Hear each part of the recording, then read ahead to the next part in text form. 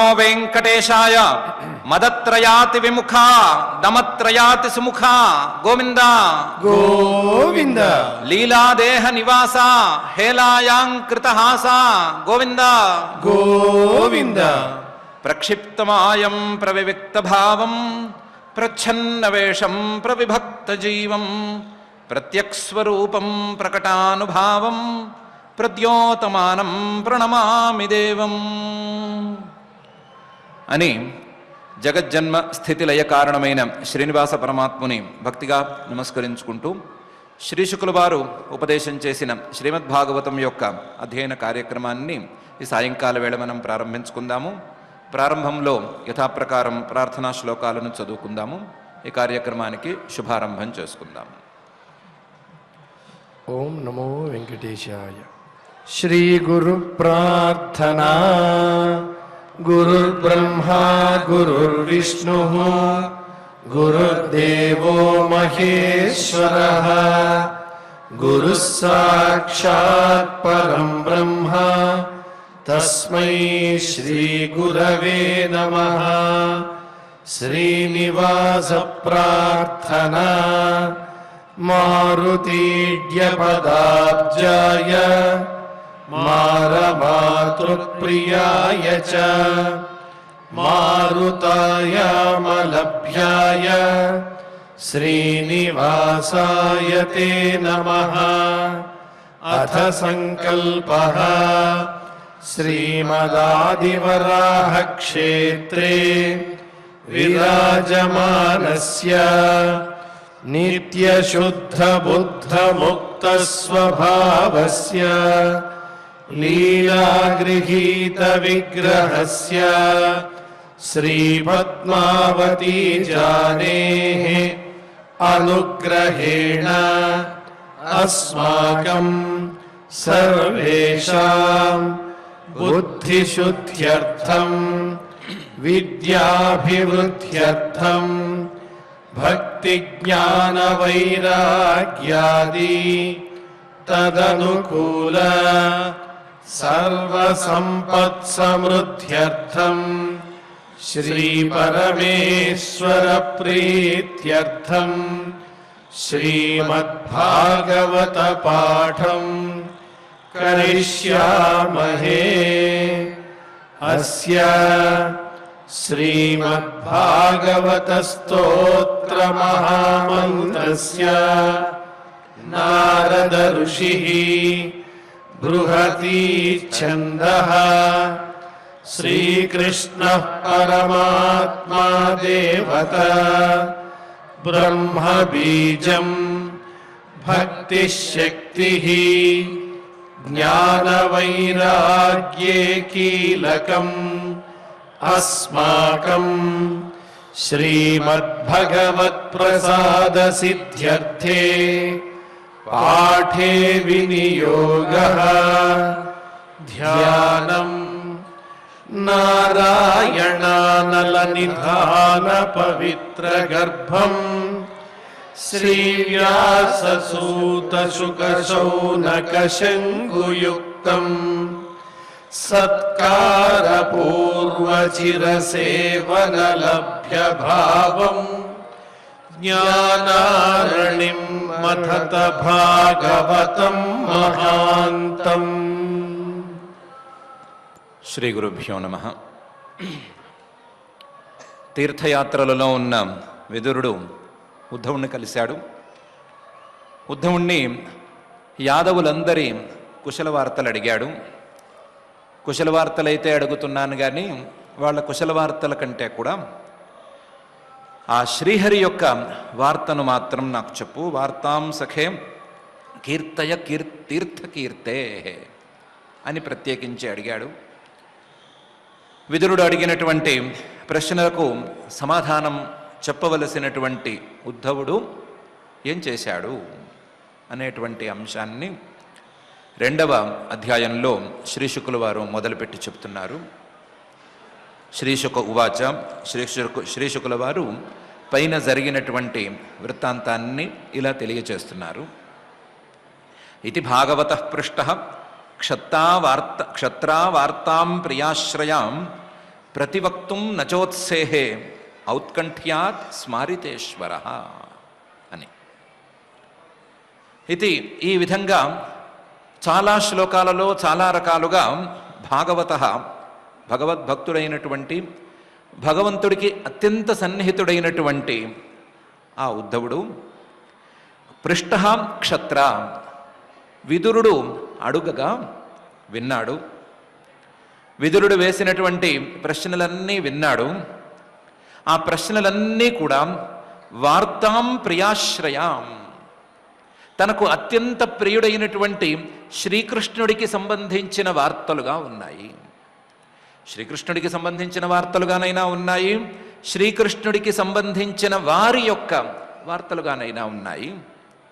ఏ విధంగా చూసుకున్నా ప్రియాశ్రయాం వార్తాం, తనకు అత్యంత ఇష్టుడైనటువంటి శ్రీకృష్ణుడు తత్సంబంధీకులు వారి యొక్క వార్తలుగా ఉన్నాయి, వారి యొక్క కుశల వార్తలుగా ఉన్నాయి అని కూడా విన్నాడు. కానీ ప్రతివక్తుం నచోత్సేహే, సమాధానం చెప్పటానికి ఉత్సాహపడలేదు. అసలు సమాధానం చెప్పటానికి నోరు, ఆ నోటి వెనకాల ఉండేటువంటి మనస్సు, ఈ రెండు పనిచేయలేదు. ప్రతివక్తుం నచోత్సేహే, ఎందుకంటే ఔత్కంఠ్యాత్ స్మారితేశ్వర, విదురుడు ఎవరి గురించి అడుగుతున్నాడో ఆ శ్రీకృష్ణుని గురించి ఒక్కసారి ఆలోచన స్మరణ చేయటం మొదలుపెట్టాడు. ఆ స్మరణకి ఇంకా వేరే ఏమీ తోచటం లేదు, కేవలం శ్రీకృష్ణుడు మాత్రమే గుర్తుకొస్తున్నాడు. ఆ శ్రీకృష్ణుడికి యొక్క విరహం, తనకు మిగిలిన ఆ విరహం మాత్రమే గుర్తొస్తోంది. ఆ గుర్తుకు రావటంలో ఔత్కంఠ్యాత్ ఒక రకమైనటువంటి మానసికమైన ఆవేశం అనేది ఏర్పడుతోంది. ఆ ఏర్పడటంతో పాటు ఆ శ్రీకృష్ణ స్మరణ అనేది కూడా దానికి కలిసిపోయింది. కలిసిపోయి మనసులో ఏ క్రియ, వేరే ఏ క్రియ చేయటం కుదరటం లేదు, మనసు ద్వారా చెప్పవలసినటువంటి సమాధానం కూడా చెప్పటం అనేది మొదలు కావటం లేదు అనే పరిస్థితిలోకి దిగబడిపోయాడు. సమాధానం చెప్పవలసిన వాడు సమాధానం చెప్పకుండా నోరు మూసుకుని ఏదో ఆలోచిస్తూ ఉండిపోయాడు. చూసేవాళ్ళకి అలా కనిపిస్తోంది, ఏదో ఆలోచిస్తున్నాడే తప్ప సమాధానం మాత్రం చెప్పటం లేదు అని అనిపించే పరిస్థితిలో బిగదీసుకుని పోయాడు. ఇది భాగవత పృష్ట క్షత్రా వార్తాం ప్రియాశ్రయాం ప్రతివక్తుం నచోత్సేహే ఔత్కంఠ్యాత్ స్మారితేశ్వర అని. ఈ ఉద్ధవుడికి శ్రీకృష్ణుడి యొక్క స్మరణ అనేది ఇంత ఔత్కంఠ్యాన్ని తెస్తుందా? ఆ స్మరణ వస్తే ఒళ్ళు తెలియని పరిస్థితి, సమాధానమే చెప్పలేని పరిస్థితి అనేది ఏర్పడుతుందా అనే ప్రశ్నకు 2 శ్లోకాలలో శ్రీశుకుల వారే సమాధానం చెప్తున్నారు. యః పంచహాయనో మాత్ర ప్రాతరాశాయ యాచితః తన్నైచ్ఛద్రచయన్ యస్య సపర్యాం బాలలీలయా అనే మొదటి శ్లోకంలోను తర్వాతి శ్లోకంలోను ఈ ఉద్ధవుడు శ్రీకృష్ణుడికి వయస్సులో కొంచెం చిన్నవాడో సమాన వయస్కుడో, కాస్త తక్కువ వయస్సే చెప్పుకోవచ్చు, అలాంటి వయసులో ఉన్నవాడు. ఈయన చిన్నప్పుడు యః పంచహాయన 5 ఏళ్ల వయసులో ఉన్నాడు. ఆ 5 ఏళ్ల వయసులోనే ఇతను ఆడుకుంటున్నప్పుడు మాత్ర తల్లి ప్రాతరాశాయ యాచితః, పొద్దున్న తినే వేళయింది, పిల్లవాడు బువ్వ తినాల్సిన వేళయింది అని తల్లి ఉద్ధవుణ్ణి పిలుస్తూనే ఉంది. కానీ ఎంతసేపు పిలిచినా సరే ఇతను రావటం లేదు. ఏం ఆడుకుంటున్నాడు పిల్లవాడు అని దగ్గరికి వెళ్ళి చూస్తే రచయన్ సపర్యాం బాలలీలయ, శ్రీకృష్ణుడి బొమ్మని ఒకటి తానే తయారు చేసుకుని ఆ బొమ్మనే శ్రీకృష్ణుడిగా భావిస్తూ ఆ శ్రీకృష్ణుడికి సపర్యలు చేయటం అనే ఆటలు ఆడుకుంటున్నాడు. శ్రీకృష్ణుడికి ఎన్నెన్నో సపర్యలు చేస్తున్నాడు. తాను చేసుకున్న ఆ బొమ్మకి, తాను కృష్ణుడిగా భావించినటువంటి ఆ బొమ్మకి ఎన్నెన్నో సపర్యలు చేస్తున్నాడు. ఆ సపర్యలు చేయటాన్నే ఆటలుగా మలుచుకుంటున్నాడు. ఆ ఆటలు ఆడుతూనే ఉన్నాడు. ఎంత ఆడుతున్నాడు అంటే పిలిస్తే, అన్నానికి బువ్వ తినడానికి పిలిస్తే రావటం లేదు. రావటం లేదు. యాచిత, వేడుకున్నా సరే కదలటం లేదు. కదలటం లేదు కాదు, తన్నైచ్ఛత్, కనీసం దాని మీద ఇష్టం కూడా ప్రదర్శించటం లేదు. పిలిస్తే రావట్లేదు కాదు, బ్రతిమిలాడినా రావట్లేదు కాదు, కనీసం బ్రతిమిలాడినా సరే పోన్లే బతిమిలాడుతోంది కదా, తల్లి కదా, ఇంత ముద్దుగా పిలుస్తోంది, పోనీ తిందామా అనే ఆలోచన కూడా చేయటం లేదు. అంతటి భక్తి ఆవేశం ఇతనికి 5 ఏళ్ల వయస్సుకే ఏర్పడింది. ఆటలాడుకునే వయసులోనే ఇవే ఆటలాడుకున్నటువంటి వాడు ఇతనికి ఈ వయసు మళ్ళినటువంటి దశలో శ్రీకృష్ణుడి మీద ఈ మాత్రం భక్తి ఉండటంలో ఏమి ఆశ్చర్యం ఉంటుంది. యః పంచహాయనో మాత్ర ప్రాతరాశాయ యాచిత తన్నైచ్ఛద్రచయన్ యస్య సపర్యాం బాలలీలయా అనే ఈ శ్లోకంలో మొదటి కారణం చెప్పారు. ఈ శ్రీకృష్ణ సపర్య అనేది బొమ్మలకి లేదా ఆటలకి మాత్రమే పరిమితం కాలేదు. తరువాత ఇతను వయస్సు కొంచెం రాగా శ్రీకృష్ణుడికే సేవకుడుగా కుదురుకున్నాడు. స కథం సేవయాతస్య కాలేన జరసంగతః పృష్టో వార్తాం ప్రతిబ్రూయాత్ భర్తుః పాదావనుస్మరన్ అని ఈ 2వ శ్లోకంలో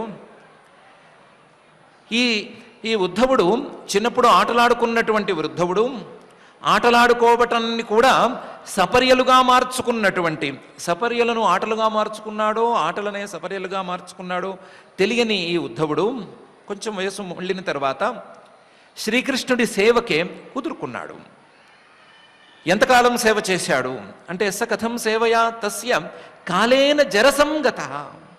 ఆ సేవ చేసుకుంటూ ఆయనకు దగ్గరవాడుగా ఉంటూ, ఆయనకు ఆంతరంగికుడుగా, ఆయనకు సలహాలు ఇచ్చేటువంటి వాడుగా, ఆయన ఏమైనా పని చెప్తే వెళ్ళి చేసుకొచ్చేవాడిలాగా మంత్రిగా ఉంటూ కాలేన జరసంగత, ముసలివాడు కూడా అయిపోయాడు. పంచహాయన 5 ఏళ్ల వయస్సులో మొదలుపెట్టినటువంటి శ్రీకృష్ణ సేవ, ఆటల రూపంలో మొదలుపెట్టినటువంటి సేవ క్రమక్రమంగా వాస్తవ సేవగా మారితే ఆ వాస్తవ సేవను ముసలితనం వరకు కూడా చేసుకున్నటువంటి మహానుభావుడు కాలేన జరసంగత. ఇలాంటి వాడిని ఎలాగూ శ్రీకృష్ణుడికి అతి సన్నిహితుడు కదా, చిన్నప్పటి నుంచి ఇలాగే దగ్గరగా ఉన్నాడు కదా, శ్రీకృష్ణుడి వార్తను చక్కగా వినిపిస్తాడు అని విదురుడు అడిగాడు. అడిగిన వాడిలో ఏ లోపము లేదు. పృష్టో వార్తాం, కానీ కథం బ్రూయాత్, ఎట్లా చెప్తాడు?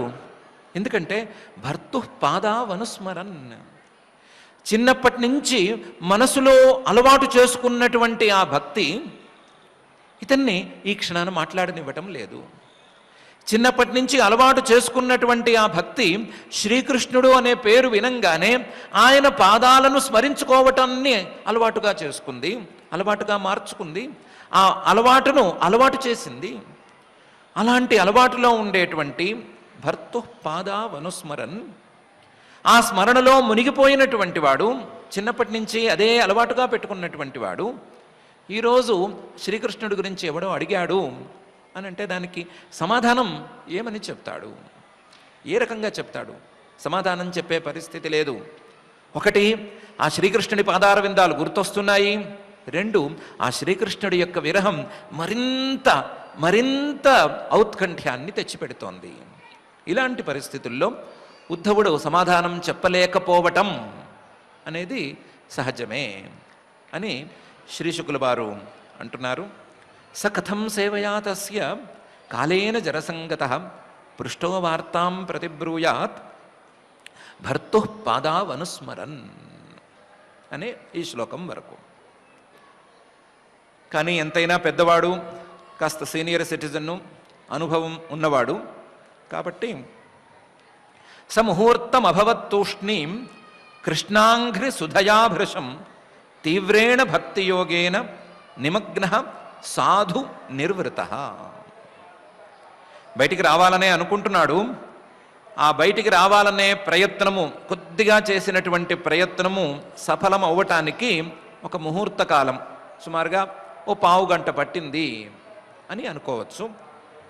ఆ 1/2 గంట సేపు ఏం చేశాడు అంటే సహా ముహూర్తం అభవత్ తూష్ణీం. ఊరికే కూర్చున్నాడు, ఏం మాట్లాడలేదు. విదురుడు పాపం ఆశగా ఎదురు చూస్తున్నాడు, మాట్లాడతాడు, సమాధానం చెప్తాడు అని.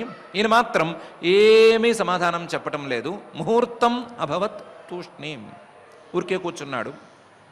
అయితే బయటికి ఊరికే ఉన్నాడు కానీ లోపల మాత్రం కృష్ణాంఘ్రి సుధయా భృశం నిర్వృత. ఆ శ్రీకృష్ణుడు యొక్క పాదార విందాల ద్వారా వచ్చేటువంటి అమృతాన్ని ఆస్వాదించి ఆ శ్రీకృష్ణ పాదస్మరణ ద్వారా వచ్చేటువంటి అమృతాస్వాదన లాంటి అనుభవంలో ఆయన మునిగిపోయాడు. మునిగిపోయి ఇంకేమీ అక్కర్లేదు అనేటువంటి పరిస్థితిని, తృప్తి యొక్క పరాకాష్ఠను అందుకున్నాడు. కృష్ణాంఘ్రి సుధయా భృశం నిర్వృత, ఇంకేమక్కర్లేదు, ఈ స్మరణలో ఇలాగే ఉండిపోతే చాలు కదా అనే పరిస్థితికి చేరుకున్నాడు. సాధు నిర్వృత, అందులోనే కుదురుకుని పోయాడు, అందులోనే దిగబడిపోయాడు. ఆ అమృతం తప్ప, ఆ శ్రీకృష్ణ పాదార విందాల యొక్క స్మరణం అనేటువంటి అమృతం తప్ప మరేది అక్కర్లేనటువంటి పరిస్థితిని చేరుకున్నాడు. దీనికి తోడు తీవ్రేణ భక్తియోగేన నిమగ్న, ఆ అమృతంలోకి తీవ్రేణ భక్తియోగేన, ఇంతకాలం పెంచి పెద్ద చేసుకున్నటువంటి ఈ భక్తియోగంతో దూకాడు కదా, భక్తియోగంతో ఆ అమృతంలో మునిగాడు కదా. మునిగాడు కాబట్టి ఇలాంటి తీవ్రమైన భక్తియోగంతో నిమగ్నం బాగా మునిగిపోయి ఉన్నాడు. కాబట్టి సాధు నిర్వృత, వేరే ఏమీ అక్కర్లేదు, ఇది చాలు అనే పరిస్థితిలోనే ఉన్నాడు. పెద్ద మనిషి అడిగాడు, సమాధానం చెప్దామని అయితే ఉందేమో, బయటికి వద్దామనేటువంటి ప్రయత్నం కొద్దిగా అయితే ఉంది, కానీ ఇందులోనే మునిగిపోయాడు. ఇది తేరుకోవటానికి కనీసం పావుగంట సేపు పట్టింది. అంతవరకు ఏమీ మాట్లాడలేదు. సముహూర్తం అభవత్తూష్ణీం కృష్ణాంఘ్రి సుధయా భృశం తీవ్రేణ భక్తియోగేన నిమగ్న సాధు నిర్వృత. ఆయన నోరు మూసుకుని కూర్చున్నాడు ఉద్ధవుడు. ఇటు విదురుడు కానీ పోనీ శ్రీశుకుల వారు కానీ ఎలా కనిపెట్టారు? ఈయన తీవ్రమైనటువంటి భక్తి యోగంతో ఆ శ్రీకృష్ణ పాదారవింద స్మరణ అనేటువంటి అమృతంలో మునిగిపోయాడు, దాంతో వేరే ఏమీ అక్కర్లేదు అనే అభిప్రాయంతో మాట్లాడట్లేదు అనే విషయాన్ని ఎలా కనిపెట్టారు? కనిపెట్టడానికి ఏమైనా చిహ్నాలున్నాయా? లేకపోతే మాట్లాడడం ఇష్టం లేకో లేదా అహంకారంతోనో మరొక కారణంతోనో మాట్లాడకుండా ఉండొచ్చు కదా. మాట్లాడనంత మాత్రాన ఆయన అందులోనే మునిగి ఉన్నాడు అని ఎలా కనిపెడతారు అని అడిగితే శ్రీశుకుల వారు అంటున్నారు, మహాభక్తాగ్రేసరులకు కనిపించేటువంటి లక్షణాలు కనిపించినాయి, అందువల్ల కనిపెట్టాము అని. ఏం కనిపించినాయి?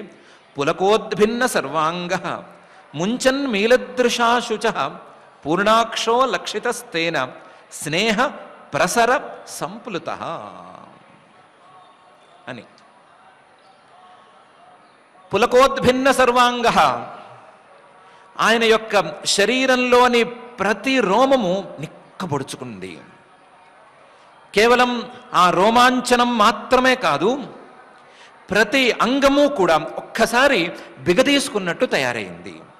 చాలా ఆనందం, తీవ్ర స్థాయిలో ఉండేటువంటి ఆనందం కలిగితే సాధారణ మానవుడికైనా ఏ స్థాయిలో శరీరంలో మార్పులు కలుగుతాయో ఆ మార్పులలో మొదటిదైనటువంటి రోమాంచనం కలిగింది. దానికి తోడు ప్రతి అంగము కూడా ఆనందంతో బిగదీసుకుని పోయింది, ఉజృంభితంగా తయారైపోయింది. ఒక వ్యక్తి లావెక్కినట్టు తయారైనట్లుగా లావైపోయినట్లు అయిపోయింది. పులకోద్భిన్న సర్వాంగ. దీనికి తోడు ముంచన్ మీలదృశ శుచ. ఆయన శ్రీకృష్ణ అని వినంగానే వార్తాం కీర్తయ తీర్థకీర్తే అని వినంగానే కళ్ళు మూసేసుకున్నాడు. ఆ మూసిన కళ్ళల్లోంచి అశ్రువులు కిందకు రాలి పడుతున్నాయి. ముంచత్ మీలదృశ శుచ. కళ్ళు మూసుకున్నాడో తామంతట అవే కళ్ళు మూసేసుకున్నాయో తెలియదు, కానీ అందులోంచి మాత్రం చిన్న చిన్న చిన్న బొట్లుగా కన్నీళ్లు రాలుతున్నాయి. ముంచన్ మీలదృశ శుచ. ఈ రెండు లక్షణాలు చాలు ఆయన తీవ్రమైనటువంటి భక్తి యోగంలో మునిగిపోయి ఉన్నాడు అని చెప్పుకోవటానికి. ఆయన మనసులోకి ఒకసారి చూసుకుంటే పూర్ణార్థో లక్షిత. పూర్ణార్థ విదురుడు ఎప్పుడైతే శ్రీకృష్ణుడి గురించి అడిగాడో అప్పుడు అసలు శ్రీకృష్ణుడి గురించి అడిగినవాడు ఒక ఆయన ఉన్నాడు, నన్ను అడిగారు కాబట్టి నేను కృతార్థుణ్ణి అని అనుకోవటం మొదలుపెట్టాడు. పూర్ణార్థో లక్షిత తేన స్నేహ ప్రసర సంప్లుత. ప్రశ్న అడిగినందుకు సంతోషించాడు.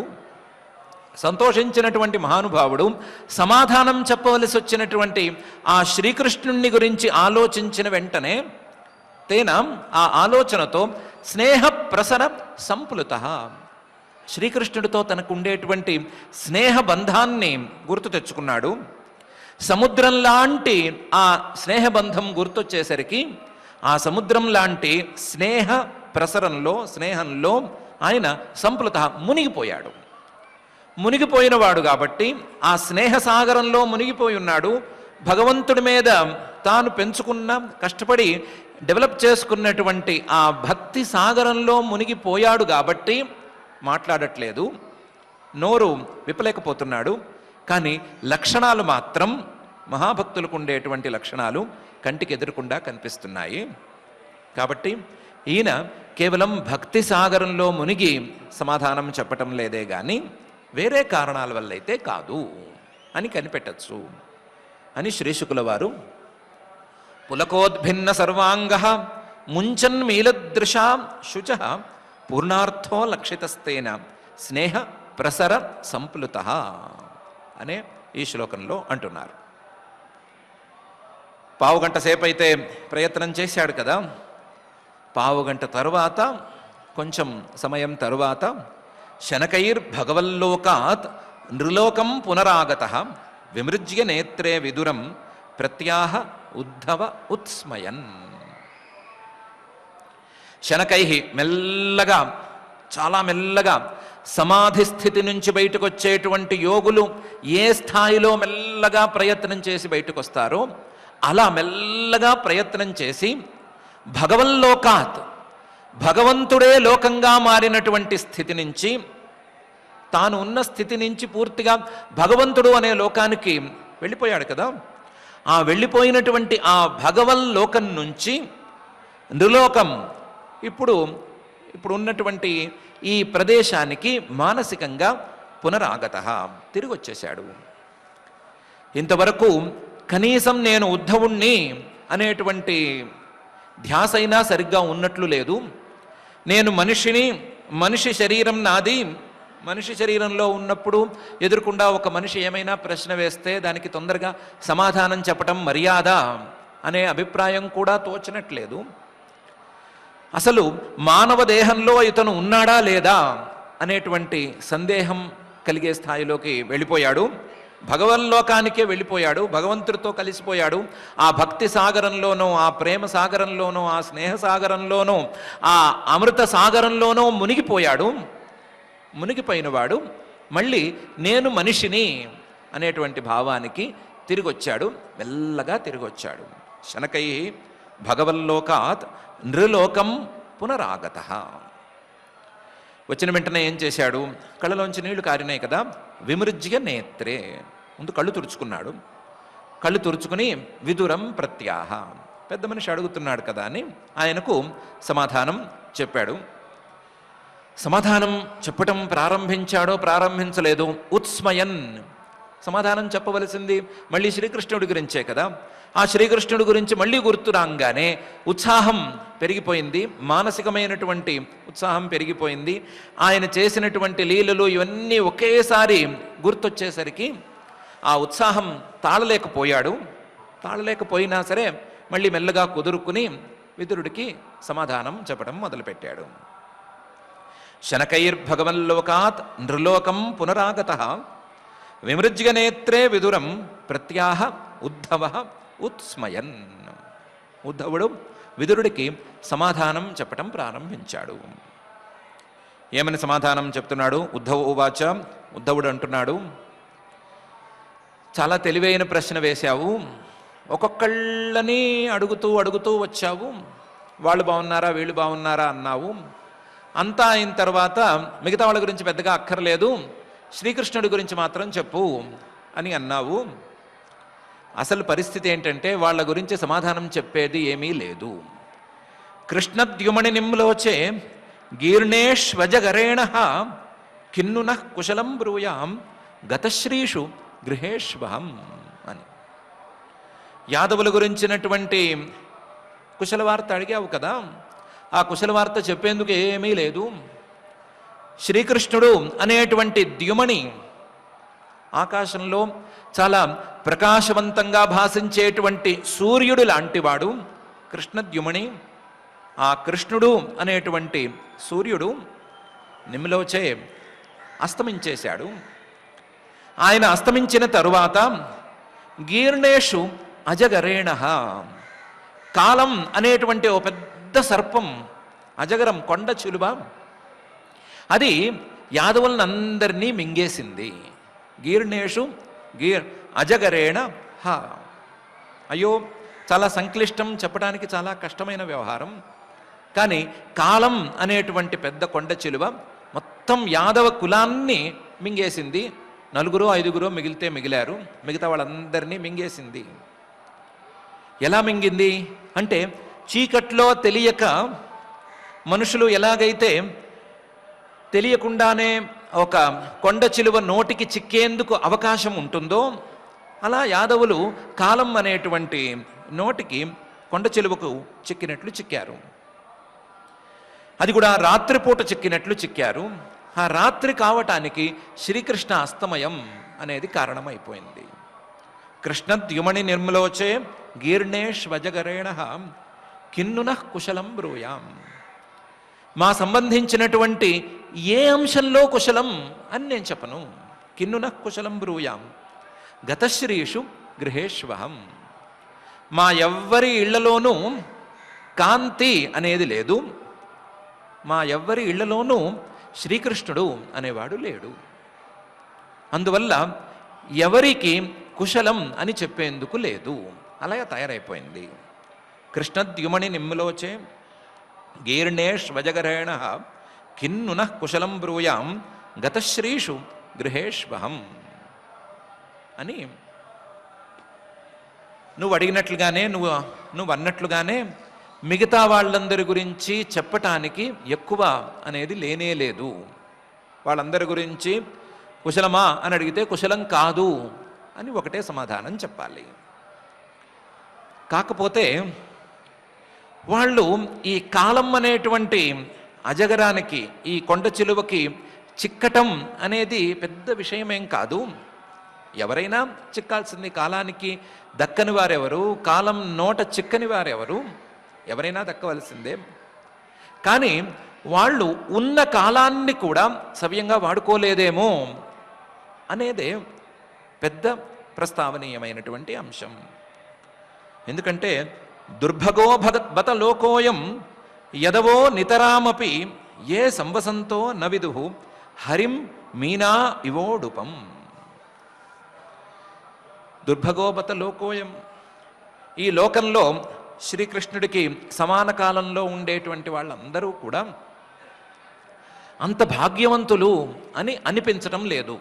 ఏదో కొంతమందిని విడిచిపెడితే మిగతా వాళ్ళందరూ భాగ్యవంతులు అని చెప్పటానికి లేదు. అందులోనూ యాదవులు ఇంకా కూడా దౌర్భాగ్యవంతులు అని చెప్పవలసిందే. దుర్భగోపత లోకోయం యదవ నితరామపి. ఎందుకంటే ఏ సంవసంత, ఆ శ్రీకృష్ణుడితోనే కలిసి ఉన్నారు. లోకంలో చాలామంది కలిసి ఉన్నారు. ఈ యదువంశంలో పుట్టిన వాళ్ళు కూడా ఆయనతో కలిసే ఉన్నారు. కానీ నవిదుహు హరిం, ఆ శ్రీహరిని హరి అని తెలుసుకోలేకపోయారు. ఆ శ్రీకృష్ణుడిని పరమాత్మగా అర్థం చేసుకోలేకపోయారు. అందువల్ల ఆయన ఉన్నప్పుడు వీళ్ళేం పెద్దగా ఆయన ద్వారా లాభం పొందినట్లు కనిపించదు. ఇప్పుడైతే వాళ్ళ ఇంట్లో కుశలం అనేది లేనే లేదు.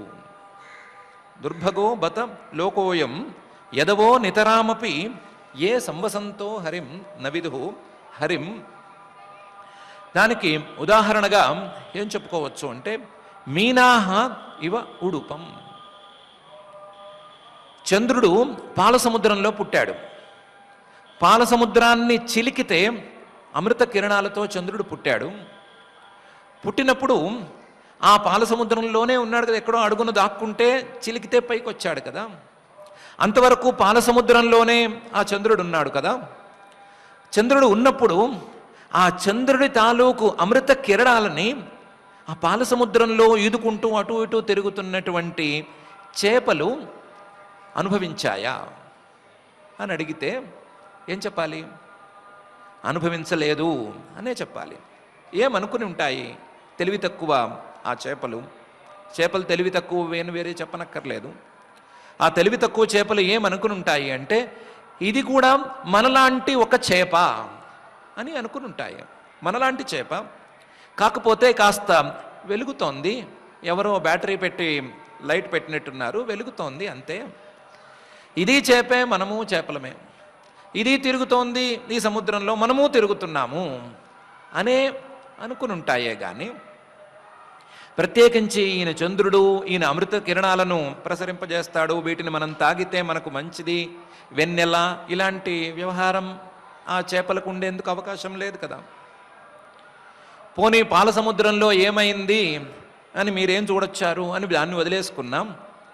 పూర్ణిమ రోజు నిండు చంద్రుడు పైకొచ్చి సముద్రంలో ప్రతిఫలిస్తుంటే సముద్రంలో ఆ ప్రతిబింబాన్ని చూసిన చేపలు, మామూలు మన సముద్రంలో, నీళ్ల సముద్రంలో ప్రతిబింబాన్ని చూసిన చేపలు ఏమనుకుంటాయి అంటే, ఇది కూడా మనలాంటి జలచరము అని అనుకుంటాయే కానీ ఇది ప్రతిబింబము, దీని అసలు బింబం ఆకాశంలో ఉంది, ఒకసారి తలెత్తి చూద్దాము, ఆ అందాన్ని ఆస్వాదిద్దాము అని అనుకుంటాయా?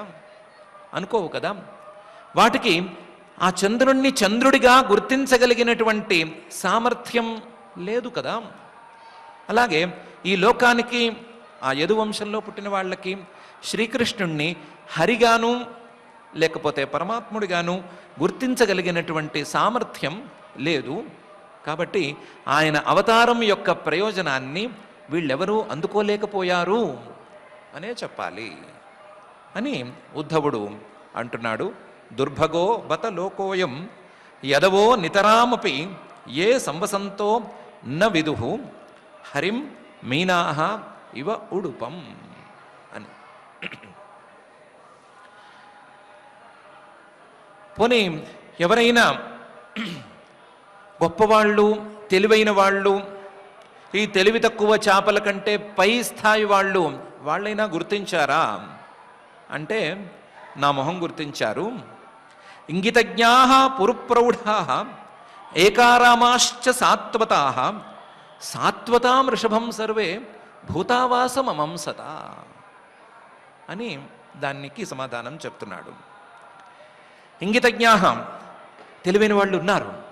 తెలివి తక్కువ వాళ్ళే అందరూ కారు, తెలివైన వాళ్ళు ఉన్నారు. ఎంత తెలివైన వాళ్ళు ఉన్నారు అంటే, ఆయనకు సేవ చేసుకునేటువంటి వాళ్ళలోనే చాలామంది ఆయన నోరు విప్పి చెప్పకపోయినా సరే ఆయన అభిప్రాయం ఏమిటి అని కనిపెట్టగలిగిన వాళ్ళు ఉన్నారు. ఆయన చూపులతోనో, ఆయన బాడీ లాంగ్వేజ్తోనో, దేంతో ఒక దాంతో ఈయన అభిప్రాయం ఇది, ఈయన ఇప్పుడు ఏదో మనకి చెప్పదలుచుకున్నాడు అని కనిపెట్టేసిన వాళ్ళు చాలామంది ఉన్నారు. ఆయన హృదయంలోని భావాలను కనిపెట్టగలిగాము అనుకున్న వాళ్ళు చాలామందే ఉన్నారు. ఇంగితజ్ఞాః పురుప్రౌఢాః, ఇంకొంతమంది ఇంకా కూడా నిపుణమైనటువంటి బుద్ధి కలిగిన వాళ్ళు ఉన్నారు. పురు ప్రౌఢాః, ఇంకా కూడా చాలా చాలా తెలివైన వాళ్ళు ఉన్నారు. మేము ఈ ఇంగితాన్ని కనిపెట్టాము అని కూడా బయటపడని వాళ్ళు, తెలివైన వాళ్ళు చాలామంది ఉన్నారు. మీ అభిప్రాయం మాకు తెలిసిపోయింది అని బయటపడకుండా ఆ అభిప్రాయం ప్రకారం నడుచుకున్న వాళ్ళు, చాలా ప్రౌఢంగా మెచ్యూర్డ్గా ప్రవర్తించిన వాళ్ళు చాలామంది ఉన్నారు. పురు ప్రౌఢాః. కొంతమంది ఇంకా పై స్థాయి వాళ్ళు, ఏకారామాశ్చ, కేవలం శ్రీకృష్ణుడే మనకు, ఆయన తప్ప మనకు ప్రభువు లేడు అని అనుకుని సేవ చేసిన వాళ్ళు కూడా ఉన్నారు. శ్రీకృష్ణుడిని తప్ప మేము ఇంకొకళ్ళని సేవించము, మాకు ఇంకోళ్ళు అక్కర్లేదు, మాకు ఈయనే కావాలి అని అనుకున్న వాళ్ళు, ఏక ఆరామః శ్రీకృష్ణుడిలోనే రమించిన వాళ్ళు, శ్రీకృష్ణుణ్ణి తలుచుకునో శ్రీకృష్ణుడికి సేవ చేసుకునో ఆయనతో ఉండో ఆనందించిన వాళ్ళు చాలామంది ఉన్నారు. ఏకారామాశ్చ, వీళ్ళకంటే పై స్థాయి వాళ్ళు ఉన్నారు. సాత్వతాః, సాత్వికమైన ఉపాసన చేసిన వాళ్ళు కూడా ఉన్నారు. సాత్వత వంశానికి చెందిన వాళ్ళు కూడా ఉన్నారు, చాలామందే ఉన్నారు. ఇంగితజ్ఞాః, పురుప్రౌఢాః, ఏకారామాశ్చ సాత్వతాః. కానీ వీళ్ళందరూ ఆయన్ని ఏమని అర్థం చేసుకున్నారు అంటే సాత్వతాం ఋషభం సర్వే. ఈయన సాత్వత వంశంలో, యాదవ వంశంలో పుట్టినటువంటి ఒక శ్రేష్ఠుడు, యాదవ వంశానికల్లా ఈయన పరమశ్రేష్ఠుడు అని అర్థం చేసుకున్నారు. సాత్వతాం ఋషభం సర్వే అమంసతాం అని అర్థం చేసుకున్నారు. ఇందులో తప్పేముంది అని ఎవరు అడగకూడదు, తక్కువ ఉంది అని అర్థం చేసుకోవాలి. తప్పు లేకపోవచ్చు. భూతావాసం, ఆయన సమస్త భూతాలకు ఆవాసం, ఆశ్రయమైనటువంటి వాడు. ఈ జగత్తు మొత్తానికి పరమమూల సృష్టికర్త ఆయన. అట్లాంటి ఆయన్ని, భూతావాసుడిగా అర్థం చేసుకోవలసినటువంటి ఆయన్ని కేవలం ఒక యాదవ వంశానికి పరిమితం చేసి అందులో శ్రేష్ఠుడు అని ఒక ట్యాగ్ ఆయనకు తగిలిచ్చారు. దీన్ని బట్టి వీళ్ళ తెలివి ఎంతవరకు పనికొస్తుందో అర్థం కావటం లేదు. ఎంత తెలివైన వాళ్ళు! ఇంగితజ్ఞాః, పురుప్రౌఢాః, ఏకారామాశ్చ సాత్వతాః. కానీ భూతావాసం, సమస్త జగదాశ్రయంగా అర్థం చేసుకోవలసినటువంటి ఆయన్ని సాత్వతాం ఋషభం సర్వే అమంసత, యాదవ శ్రేష్ఠుడు అని అనుకుని ఊరుకున్నారు. సాత్వతాం ఋషభం సర్వే భూతావాసం అమంసత. ఎందుకు ఇలా జరిగింది? ఎందుకు వీళ్ళందరూ ఇలా అర్థం చేసుకున్నారు అంటే దానికి ఇంకా కూడా కొన్ని అంశాలను జోడించి పై శ్లోకంలో ఉద్ధవుడు అంటున్నాడు. దేవస్య మాయయా సృష్టాః ఏ చాన్య దశరాశ్రితాః భ్రామ్యతే ధీర్న తద్వాక్యైః ఆత్మని ఉప్తాత్మనో హరౌ అని. ఎందుకు వీళ్ళందరికీ ఆ శ్రీకృష్ణుడు పరమాత్మగా అర్థం కాలేదు అంటే, శ్రీకృష్ణుడు పరమాత్మగా అర్థం కావాలి అంటే ఆ శ్రీకృష్ణుడి మీద భక్తి అనేది మొలకెత్తాలి అంటే, ఆ భక్తితో మొలకెత్తినటువంటి ఆ మొలక జ్ఞాన వృక్షంగా మారాలి అంటే మనస్సు అనేటువంటి బీజాన్ని ఆయనలో నాటుకోవాలి, శ్రీకృష్ణుడిలో నాటుకోవాలి. మనస్సును శ్రీకృష్ణుడిలో గనక నాటుకున్నట్లయితే దానికి భక్తి అనే మొలక వస్తుంది. ఆ మొలక క్రమక్రమంగా జ్ఞానంగా పరిణమిస్తుంది. జ్ఞానంగా పరిణమిస్తే గనక ఆయన్ను పరమాత్మగా గుర్తించటం అనేది కుదురుతుంది. కానీ ఏమవుతుంది? అసలు ఇవేమీ జరగకుండా దేవస్య మాయయా సృష్టాః, ఆ భగవంతుడి యొక్క మాయే అడ్డం పడుతోంది అని అనిపిస్తోంది. దేవస్య మాయయా, దేవుడు అంటే ప్రకాశస్వరూపుడైనటువంటి ఆ పరమాత్మ యొక్క మాయ, విష్ణుమాయ అని పిలుచుకునేటువంటి మాయ, దేవమాయ అని పిలుచుకునేటువంటి మాయ, ఈ మాయ మొత్తం కమ్మేసుకుంటోంది, మాయ ఆవరిస్తోంది. ఆవరించటం వలన ఆయన మీద ప్రేమ ఉన్నా అది ఆయన తత్వాన్ని అర్థం చేసుకునే స్థాయికి వెళ్ళటం లేదు. భక్తి అనేదేదో లేశమాత్రంగా ఉన్నా ఆ భక్తి సరిగ్గా మొలకెత్తడం లేదు, మొలక జ్ఞానవృక్షంగా మారటం లేదు. కాబట్టి పరమాత్మగా ఆయన తెలియటం లేదు. ఇంకా ఏ చాన్యే అసదాశ్రితాః, ఏ చాన్యత్ అసదాశ్రితాః, ఆయన మీద భక్తిని కాక ప్రేమను కాక విరోధాన్ని పెంచుకున్న వాళ్ళ గురించి వేరే చెప్పనక్కర్లేదు. ఆయన మీద ప్రేమ ఉండేవాళ్ళు ఏమంటున్నారు? ఆయన్ని యాదవ శ్రేష్ఠుడు అని అంటున్నారు. ఆయన మీద ప్రేమ లేని వాళ్ళు, ఆయన మీద విరోధాన్ని పెంచుకున్న వాళ్ళు ఏదో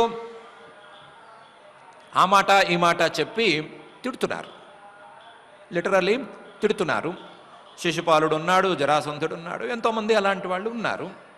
ఆయన మీద విరోధాన్ని పెంచుకుని ఆ విరోధంతో ఆయన్ని తిట్టడం మొదలుపెట్టారు. కొంతమంది పొగుడుతున్నారు. పొగుడుతున్న వాళ్ళు ఆయన గురించి సరిగ్గా చెప్పటం లేదు, తిడుతున్న వాళ్ళు చెప్పేందుకు అవకాశమే లేదు. ఈ రెండిటికి కారణం ఏమై ఉండొచ్చు అంటే దేవస్య మాయయా సృష్టా, ఆ దేవమాయ ఇద్దరినీ కమ్మేసింది అని చెప్పుకోవచ్చు. రెండిటికి కారణం ఇంతే, దేవస్య మాయయ. ఈ మాయను దాటి ఆయన తత్వాన్ని అర్థం చేసుకోవాలి అని అనుకుంటే మనస్సుని ఒక బీజంగా చేసుకుని భూమిలో విత్తనం నాటినట్లుగా ఆ శ్రీకృష్ణ పరమాత్మలో నాటేసుకోవాలి. నాటేసుకుని భక్తి అనేటువంటి మొలకను తెచ్చుకోవాలి. అలా తెచ్చుకోవటం వీళ్ళిద్దరూ చేయటం లేదు కాబట్టి, మంచి అనుకునేవాళ్ళు చెడు అనుకునేవాళ్ళు ఇద్దరూ చేయటం లేదు కాబట్టి ఇద్దరికీ ఆయన అర్థం కాలేదు.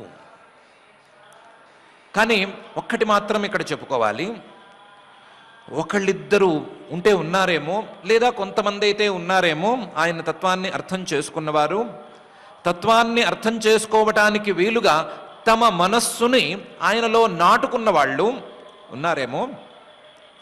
వాళ్ళు మాత్రం ఈ పొగడ్తలకు కానీ తెగడతలకు కానీ లొంగలేదు. ఆ శ్రీకృష్ణుణ్ణి యాదవ శ్రేష్ఠుడు అని పొగిడినా వాళ్ళేం పట్టించుకోలేదు. ఈయన యాదవ శ్రేష్ఠుడు కాదు, ఇంకోటి కాదు, ఈయన పరమాత్మే అని మనసులో అనుకున్నారు. ఈయన్ని ఆ జరాసంధుడు మొదలైన వాళ్ళు ఏమైనా తిట్టినా దానికి కూడా పట్టించుకోలేదు. ఈయన ఈ తిట్లకి అతీతుడు, ఈ తిట్లేమీ ఈయన్ని చేరవు అని నిర్ణయించుకున్నారు. భ్రామ్యతే ధీర్న తద్వాక్యై, వాళ్ళు చెప్పేటువంటి ఈ మాటలు ఈ మనస్సును ఆ శ్రీహరిలో నాటుకున్న వాళ్ళ యొక్క బుద్ధులను కదల్చలేవు. మనస్సును శ్రీహరిలో నాటుకున్న వాళ్ళ యొక్క బుద్ధులు ఈ మాటలకు కదలవు. భ్రామ్యతే ధీర్న తద్వాక్యై ఆత్మని ఉప్తాత్మనః హరౌ. వాళ్ళు ఎలా ఆ మనస్సు అనేటువంటి బీజాన్ని నాటుకున్నారు? నాటుకోవటం అంటే ఏమిటి? ఉప్తాత్మనః అంటే ఏమిటి అంటే ఆయన నాకు స్వాత్మస్వరూపం అనేటువంటి భావనను మనసులో పెంచుకుంటూ వచ్చారు. అలా పెంచుకున్న వాళ్ళు మాత్రం, ఆ భావనను బాగా పెంచుకున్నటువంటి వాళ్ళు మాత్రం పొగడ్తల మాటలను లెక్క చేయలేదు, తెగడతల మాటలను లెక్క చేయలేదు. పరమాత్మగా ఆయన్ని మనసులో నిలుపుకోగలిగారు. అలా నిలుపుకోలేని వాళ్ళందరూ కూడా వేరువేరు రకాలుగా అనుకున్నారు, కానీ ఎవరు ఆయన్ని సరిగ్గా అర్థం చేసుకోలేకపోయారు అని ఈ శ్లోకంలో ఉద్ధవుడు అంటున్నాడు. దేవస్య మాయయా సృష్టాః ఏ చాన్య దశదాశ్రితాః భ్రామ్యతే ధీర్న తద్వాక్యైః ఆత్మని ఉప్తాత్మనో హరౌ అనే శ్లోకంలో రామదాసుల వారి కీర్తన ఉంది కదా, ఏమయ్యే రామ అనేటువంటి కీర్తన. అందులో ఈ విషయాలనే తీసుకొచ్చి చెప్పాడు. వరుడనుచు గోపికలు, అలాగే ఇంకా పరుడనుచు వాళ్ళు విరోధులు అనేటువంటి చరణం ఉంది కదా, ఆ చరణంలో ఉండేటువంటి భావం అంతా ఇక్కడి నుంచే తీసుకెళ్ళి రామదాసుల వారు చెప్పారు అని అనుకోవచ్చు. ఎవరు ఆయన్ని సరిగా అర్థం చేసుకోలేకపోయారు. మంచివాళ్ళు చెడ్డవాళ్ళు ఎవరూ అర్థం చేసుకోలేకపోయారు. కానీ మనసును ఆయన మీద నిలుపుకున్న వాళ్ళు మాత్రం ఈ మాటలను లెక్క చేయకుండా ఆయన్ని పరమాత్మగా అర్థం చేసుకోగలిగారు. వాళ్ళు చాలా తక్కువగా ఉన్నారు అని ఉద్ధవుడు 3 శ్లోకాలలో తన అభిప్రాయాన్ని చెప్తున్నాడు. ఆ శ్రీకృష్ణుడు మాత్రం ఒక నది లాంటివాడు. నది అనేది ఎవరైనా తనలో స్నానం చేసినా చేయకపోయినా, తనలోని నీళ్లను ఎవరైనా తాగినా తాగకపోయినా తన మానాన తను ప్రవహించుకుంటూ సముద్రంలో కలిసిపోతుంది కదా. అట్లాగే ఈ శ్రీకృష్ణుడు కూడా తన మానాన ఈ నదీ ప్రవాహం లాంటి లీలలను ఈ అవతారంలో చూపించి చివరికి అంతర్ధానం అనే దాన్ని కూడా చూపించేశాడు. ప్రదర్శ్యాతప్త తపసాం అవితృప్త దృశాం నృణాం ఆదాయ అంతరధాద్యస్తు స్వబింబం లోకలోచనం అని ఈ శ్లోకంలో ఆ అభిప్రాయాన్ని ఉద్ధవుడు వ్యక్తం చేస్తున్నాడు. ఆయన శ్రీకృష్ణుడు ప్రదర్శ్య అతప్త తపసాం, తపస్సు చేయని వాళ్లకు కూడా పరమాత్మకు సంబంధించినటువంటి ఒక అవతారాన్ని చూపించేసేశాడు. ప్రదర్శ్య అతప్త తపసాం, తపస్సు చేసుకున్న వాళ్ళకి అక్కర్లేదు, వాళ్ళు మనసులోనే చూసుకోగలరు. తపస్సు చేయని వాళ్ళకి నేను నా రూపాన్ని చూపించాలి అని అనుకున్నాడో ఏమో. ప్రదర్శ్య అతప్త తపసాం, ఆయన స్వరూపాన్ని, ఆయన యొక్క దేహాన్ని చూసిన వారికి అసంతృప్తి అనేది ఉండటానికి వీల్లేదు అనేటువంటిది ఉంది. సహజంగా మానవుల యొక్క కళ్ళు ఎంత మంచివి చూసినా సరే ఇంకా ఏదో చూడాలి చూడాలి అని తపన పడుతూనే ఉంటాయి తప్ప అవి ఒక చోట ఆగుదాము అని అనుకోవు. కానీ అలాంటి మానవుల యొక్క చూపులకి ఇంకా చాలు అనిపించేటువంటి సౌందర్యాన్ని ఆయన చూపించేశాడు. అవితృప్త దృశాం నృణాం, అలాంటి వాళ్లకు తన అందమైనటువంటి రూపాన్ని చూపించేశాడు. ఆయన రూపాన్ని గనక సరిగ్గా చూసి కొంచెం శ్రద్ధగా చూస్తే ఇంకా చూడటానికి మిగిలిందేమీ లేదు అనే అభిప్రాయం కలిగిపోవాలి. ఆ స్థాయిలో చూపించేశాడు. కానీ స్వబింబం, తన యొక్క ఈ శరీరాన్ని అంతరధాత్, అంతర్ధానాన్ని కూడా చిందింపజేశాడు. నది ప్రవహించి ప్రవహించి సముద్రంలో కలిసిపోయినట్లుగా, ఎవరిని పట్టించుకోకుండా ఆ ప్రవాహం సాగిపోయి సాగిపోయి సముద్రంలో కలిసి అంతర్ధానం అయిపోయినట్లుగా, తన రూపురేఖలను కోల్పోయినట్లుగా ఈ అవతారానికి కూడా ఒక పరిసమాప్తిని ఆయన చూపించేశాడు. అంతరధాత్. ఆ అంతరధాత్లో ఇంకో పని ఏం చేశాడంటే లోచనం ఆదాయ అంతరధాత్. అంతవరకు ఆయన శరీరాన్ని చూసినటువంటి కళ్ళు ఉన్నాయి కదా, ఇక మీద అవి కళ్ళు కావు అనే పరిస్థితిని తెచ్చి అప్పుడు అంతర్ధానం చెందాడు. ఆ కళ్ళను కూడా లాగేసుకున్నాడు. ఆ శ్రీహరిని చూసిన కళ్ళే కళ్ళు అనే పరిస్థితి నుంచి ఇక మీద ఈ కళ్ళు శ్రీహరిని చూడలేవు అనే పరిస్థితికి దిగజార్చేశాడు. దిగజార్చి ఆ లోచనాల యొక్క, ఆ కళ్ళ యొక్క సామర్థ్యాన్ని మొత్తం లాగేసుకున్నట్లుగా, దాన్ని గుంజేసుకున్నట్లుగా చేసి తన శరీరాన్ని అంతర్ధానం చెందింపచేసేశాడు. ప్రదర్శ్య అతప్త తపసాం అవితృప్త దృశాం నృణాం ఆదాయ అంతరధాద్యస్తు స్వబింబం లోకలోచనం అని ఉద్ధవుడు అంటున్నాడు. అంత అందమైన శరీరమా ఆయనది, అంత అందమైన విగ్రహమా శ్రీకృష్ణుడిది అని అడిగితే మీకు ఎన్ని వేల వర్ణనలు కావాలంటే అన్ని వేల వర్ణనలు నేను చేసి చూపిస్తాను. చూసుకోండి, కాసుకోండి.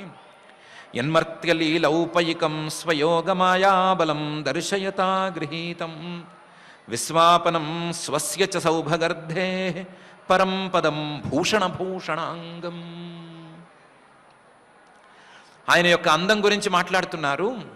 అందాన్ని నిర్వచించడం చాలా కష్టం. ఆయన అందాన్ని నిర్వచించటం. యన్మర్త్య లీలోపైకం స్వయోగ మాయాబలం దర్శయతా గృహీతం.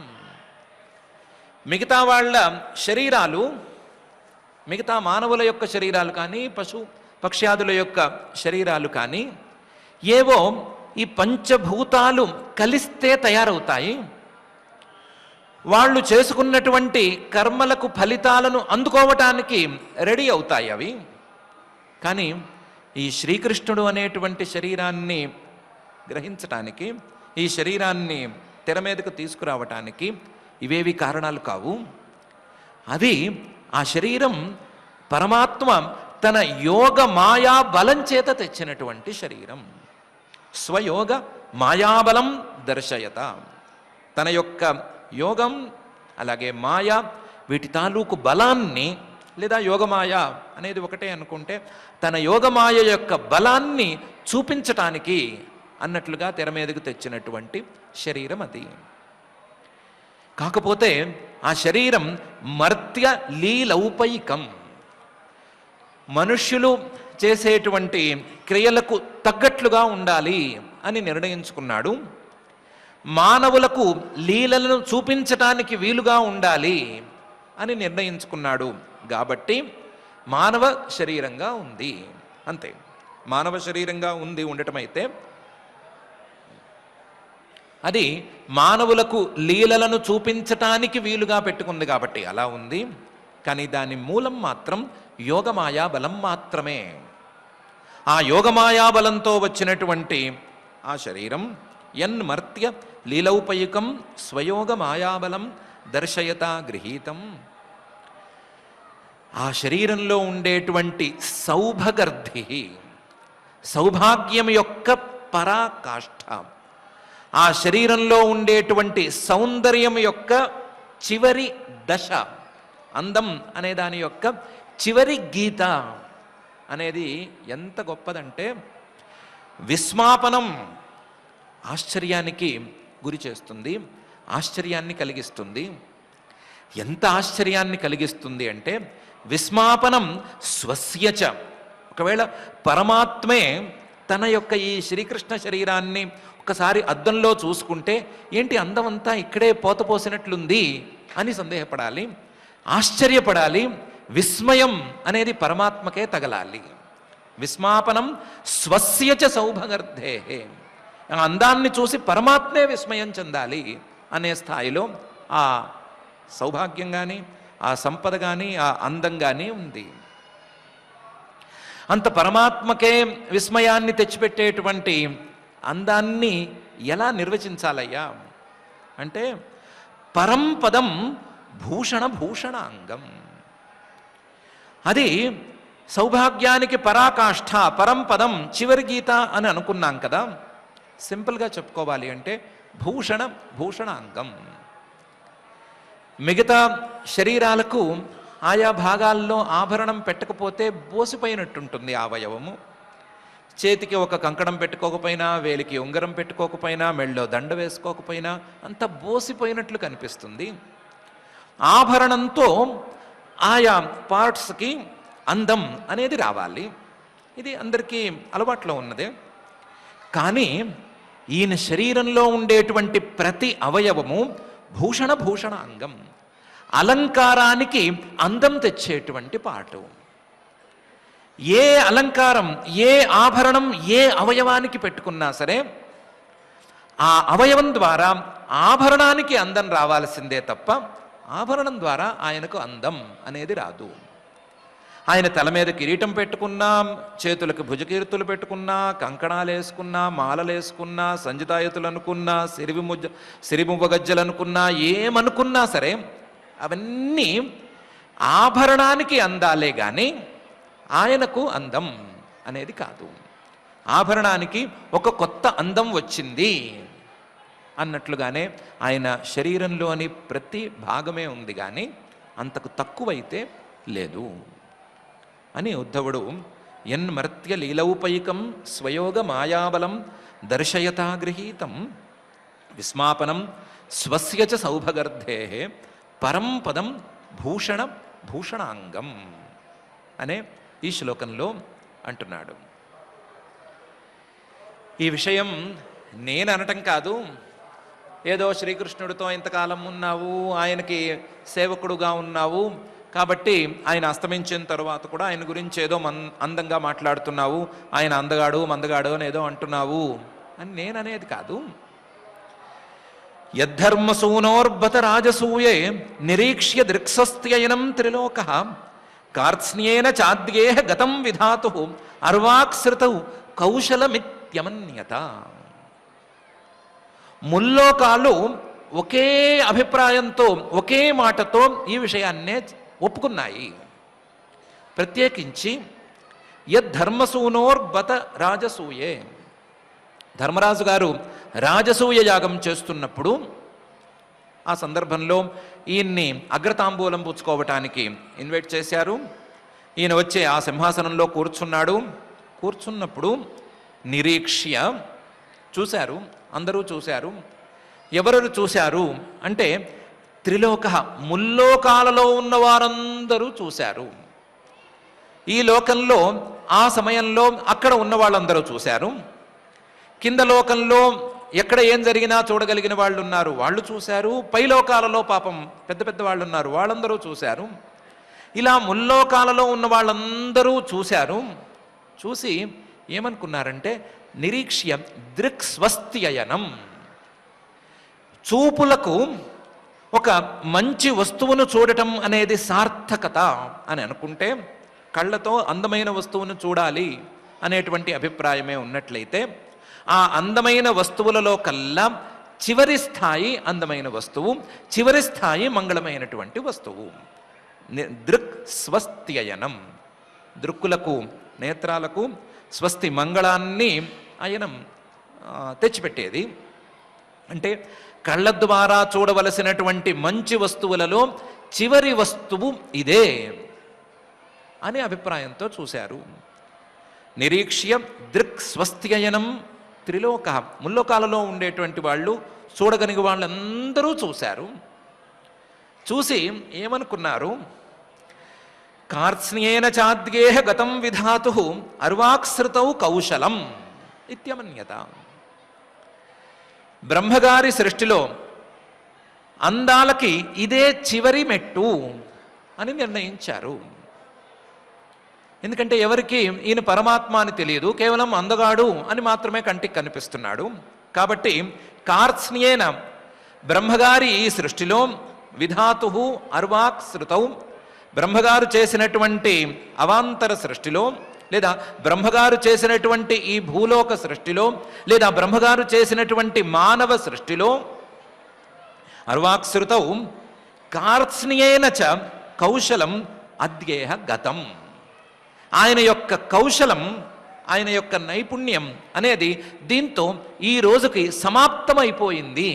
ఇంతకు మించి అందమైనటువంటి శరీరాన్ని బ్రహ్మగారు కూడా సృష్టి చేయలేడు. ఆయన సృష్టి చేయగలిగినటువంటి అందం మొత్తాన్ని సృష్టి చేసి ఇంతటితో పూర్తి చేసేసుకున్నాడు అనే అనుకున్నారు. పాపం అందరూ అమాయకులే, బ్రహ్మగారు సృష్టి చేస్తే వచ్చినటువంటి శరీరం అని అనుకుంటున్నారు. కానీ అందం విషయంలో మాత్రం కాంప్రమైజ్ అవ్వటం లేదు, ఇదే చివరి అందం అని నిర్ణయించుకుంటున్నారు.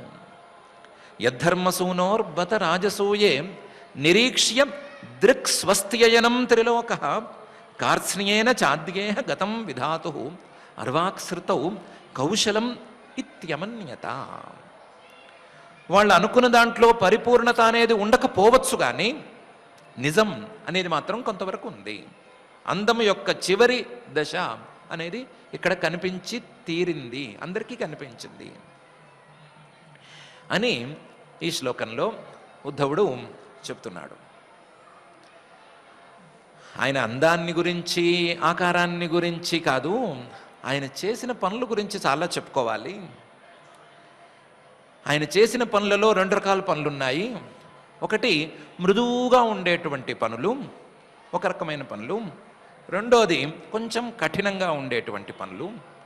మృదువుగా ఉండేటువంటి పనులను గురించి చూసుకుంటే, యస్యానురాగప్లుత సరాసలీలావలోక ప్రతిలబ్ధమానా వ్రజస్త్రియో దుగ్భిరను ప్రవృత్త ధియోవతస్థు కులకృత్యశేషా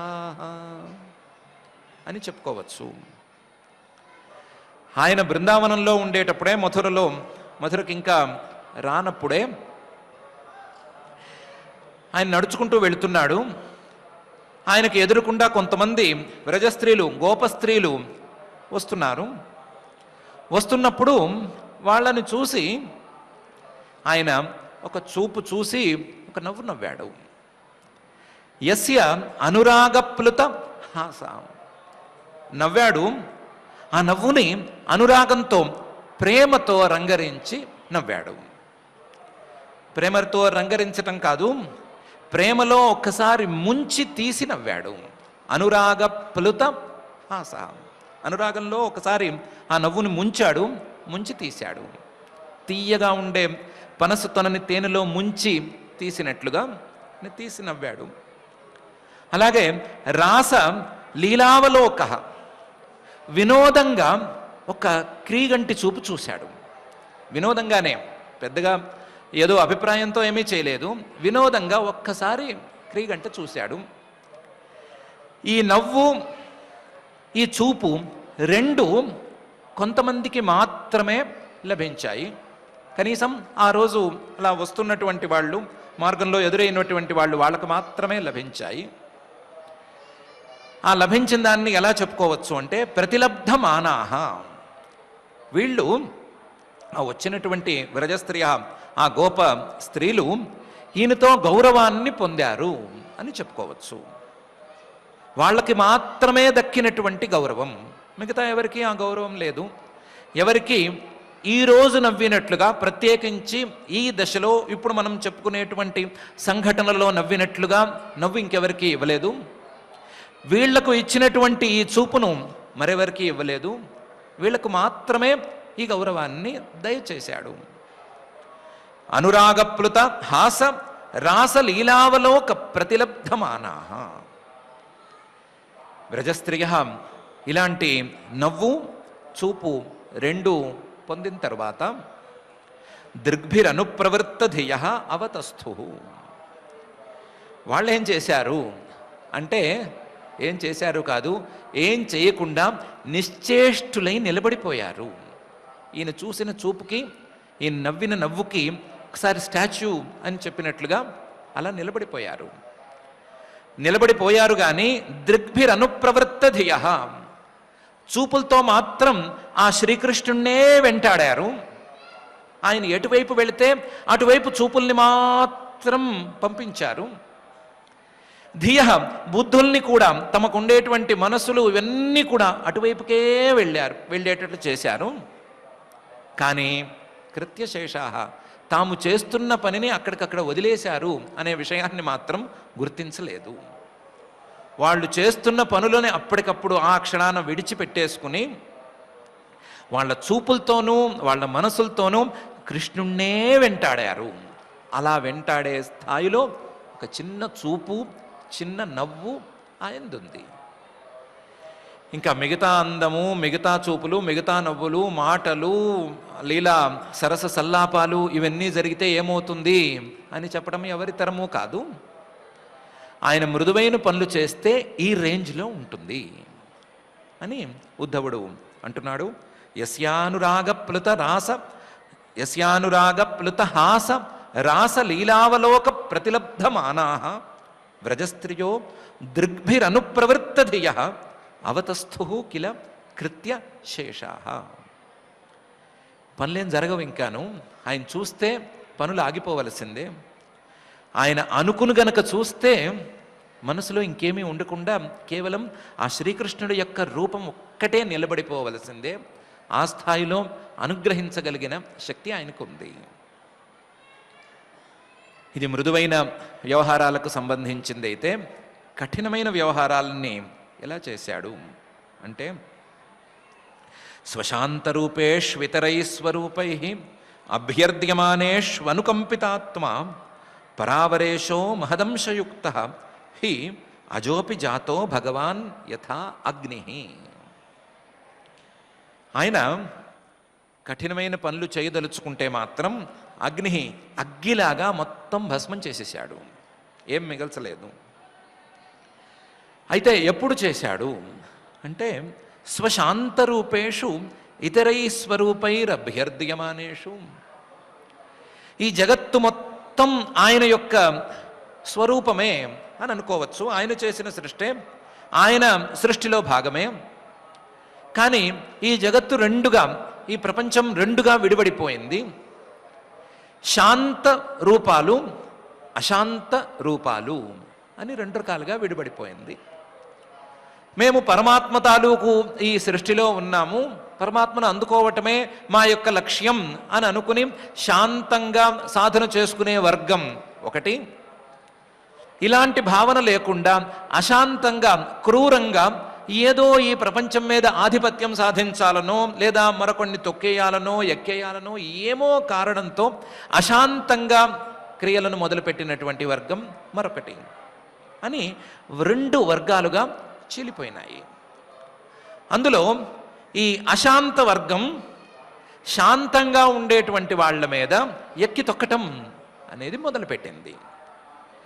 ఎప్పుడైతే స్వశాంత రూపేషు తన సృష్టిలో భాగమైనటువంటి ఈ శాంత ఉపాసననో లేదా శాంతమైన రీతిలో జీవనయానాన్ని సాగించుకునేటువంటి వాళ్ళు అశాంత రూపేషు అశాంత రూపై అర్ధ్యమానేషు అభ్యర్థ్యమానేషు వీళ్ళని మిగతా వాళ్ళు ఇబ్బంది పెడుతున్నారు అనే విషయాన్ని ఎప్పుడైతే ఆయన గుర్తించాడో, ఎప్పుడైతే ఇది సరికాదు అని నిర్ణయించాడో, అప్పుడు అనుకంపితాత్మ ఆయన తన యొక్క శాంత రూపాల మీద అనుగ్రహంతో ఏదో ఒక అవతారం నేను తీసుకోవలసిందే, నేనే దిగి రావలసిందే, ఈ అశాంత వర్గం తాలూకు భరతం పట్టవలసిందే అని నిర్ణయించాడు.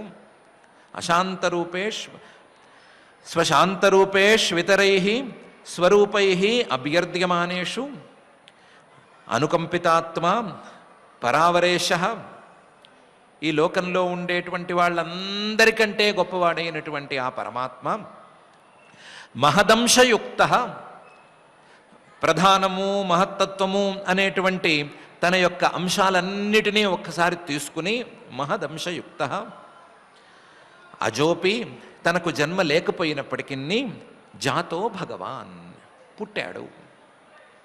పుట్టినవాడు తన పుట్టుకకు మూల కారణాన్ని చేయకుండా ఉండడు కాబట్టి అశాంత వర్గం తాలూకు భరతం పట్టేశాడు. యథా అగ్ని, అగ్ని ఒకసారి తలుచుకుంటే ఎలాగైతే భస్మీపటలం చేసేస్తుందో అలాగే ఈయన కూడా భస్మం చేసేశాడు. అగ్ని ఎలాగైతే మహాభూత రూపంలో మనందరికీ సన్నిహితంగా ఉన్నప్పటికీ ఏదో కొన్ని చోట్ల మాత్రమే పుట్టినట్లుగా కనిపిస్తుందో అట్లాగే ఈయన కూడా ఈ యాదవ కులంలో పుట్టినట్లుగా కనిపించాడు. అగ్ని కర్రల్లో ఉన్నప్పటికీ, చెక్కలో ఉన్నప్పటికీ ఒరిపిడితో పుట్టినట్లుగా ఎలాగైతే కనిపిస్తుందో అలాగే ఈయన కూడా ఈ సందర్భంలో శాంతరూపాలు అశాంతరూపాలు ఘర్షణకు గురి అవుతున్నటువంటి ఈ సందర్భంలో అశాంత రూపాల తాలూకు పని పట్టడానికి ఆయన అవతరించాడు. ఆయన కఠినంగా వ్యవహరిస్తే మిగిలేదేమీ లేదు. అగ్ని ఎలాగైతే కఠినంగా వ్యవహరిస్తే మిగిలేది ఏమీ ఉండదు, అలాగే ఈయన కఠినంగా వ్యవహరిస్తే ఏం మిగలదు. ఆయన మృదువుగా ఉంటేనే అందరికీ మంచిది అని స్వశాంతరూపేష్వితరైస్వరూపై అభ్యర్థ్యమానేష్వనుకంపితాత్మ పరావరేశో మహదంశయుక్త హి అజోపి జాతో భగవాన్ యథా అగ్ని అని ఈ శ్లోకంలో ఉద్ధవుడు అంటున్నాడు. పరమాత్మ ఎందుకు అవతరించాడు అనడానికి కారణము చెప్తున్నాడు. జన్మే లేనటువంటి పరమాత్మ ఎలా జన్మను చూపిస్తున్నాడు అనటానికి కూడా కారణాన్ని చూపిస్తున్నాడు, మహదంశయుక్త అని. దీనికి తోడు ప్రయోజనాన్ని కూడా స్వశాంత రూపేష్వితరై అనేటువంటి దాంట్లో చూపిస్తున్నాడు. చూపిస్తూ ఇంత జరిగినా సరే నాకు మాత్రం కొన్ని సందేహాలు ఉండిపోయినాయి. సందేహాలన్నా అనాలో లేకపోతే బాధ అనాలో, కొన్ని విషయాల్లో మాత్రం పరమాత్మ చేసిన ఈ వ్యవహారం మీద నాకు విప్రతిపత్తి ఉంది అని పై శ్లోకంలో అంటున్నాడు.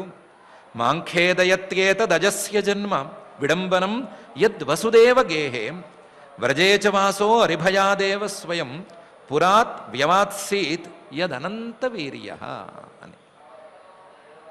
మాం ఖేదయతి, నన్ను రెండు అంశాలు ఇబ్బంది పడుతున్నాయి, నన్ను రెండు అంశాలు బాధ పెడుతున్నాయి. మాం ఖేదయతి, అందులో మొదటి అంశం ఏతత్ అజస్య జన్మ. అజస్య జన్మ లేనివాడికి జన్మ అనేది నన్ను బాధ పెడుతోంది. జన్మ లేనివాడికి జన్మ అనేది యోగమాయా బలంతో కుదిరితే కుదరవచ్చేమో కానీ నన్ను మాత్రం ఈయన జన్మ, ప్రత్యేకించి శ్రీకృష్ణ జన్మ ఇంకా ఇబ్బంది పెడుతోంది. ఏంటి? జన్మ విడంబనం. ఇది జన్మ కాదు, జన్మ ధరించడం లాంటిది. జన్మ అనేది కేవలం అనుకరణం, మిగతా వాళ్ళు పుట్టినట్లుగా తాను పుట్టాను అని చూపిస్తున్నాడు అంతవరకే. ఆ చూపించేది కూడా చక్కగా సుఖంగా చూపించకుండా వసుదేవగేహే, వసుదేవుడు యొక్క ఇంట్లో పుట్టినట్లుగా చూపిస్తున్నాడు. వసుదేవుడి ఇంట్లో పుడితే నీకేం నొప్పి అని అనడానికి వీల్లేదు. ఆ వసుదేవుడి ఇల్లు ఏంటో కాదు, కారాగారం అది. జైల్లో పుట్టినట్లు ఎందుకు చూపిస్తున్నాడు? పుట్టినవాడు ఎక్కడో రాజమహల్లో అబ్బో మంచి బంగారు పల్లకిలో పుట్టినట్టు చూపించవచ్చు కదా. అలా చూపించకుండా కారాగారంలో ఏమీ లేని స్థితిలో, దయనీయమైన స్థితిలో ఈయన పుట్టినట్లు ఎందుకు చూపిస్తున్నాడు అర్థం కావట్లేదు. మాంఖేదయత్యేతదజస్య జన్మ విడంబనం యద్వసుదేవగేహే. పోని పుట్టాడు పో అని అనుకుందాము.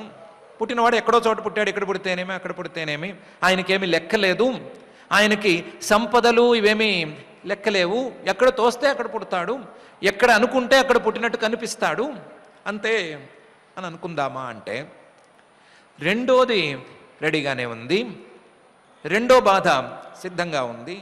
ఏంటి అంటే అనంతవీర్య, ఆయన పరాక్రమం అనంతమైనటువంటి పరాక్రమం. అలాంటి అనంతమైన పరాక్రమం కలిగినటువంటి వాడు ఈయన. కంసుణ్ణి కోడి వానపామును నలిపినట్టు నలిపేసిన వాడు, అంత మహాబలవంతుడు. 12 ఏళ్ల వయసులో ఏనుగులతో ఆటలాడుకునేటువంటి కంసుణ్ణి నలిపేసిన వాడు, పరాక్రమాన్ని చూపించటం కూడా చేసినటువంటి వాడు.